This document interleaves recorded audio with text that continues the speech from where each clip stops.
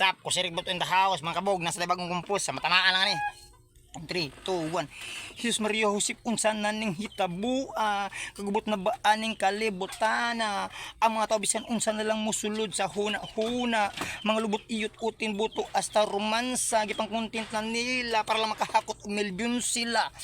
Bad influencer, bad producer, maunang nangamatay sa atake o cancer ang sikat ng mga vlogger. Pawikan kuno ang hinungdan, ang bilat ug utin na hilos gipang hapdusan, kanang iyot-iyot man walay undang-undang. Bad influencer, bad producer, maunang nangamatay sa atake o cancer ang sikat ng mga vlogger. Inana na ba jud ka desperado, kasagaran og kadaghanan nga mga tawo, hasta mga gwapang baye giladlad ang bilat ug buto para lang makahakot og milyon views.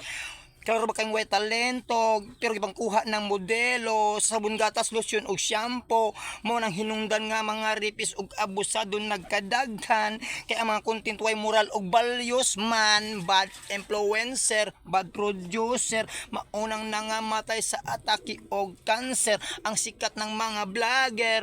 Pawikan kuno ang hinungdan, ang bilat ug utin na hilos gipang hapdusan, kaya nag-iyot-iyot man walay undang-undang.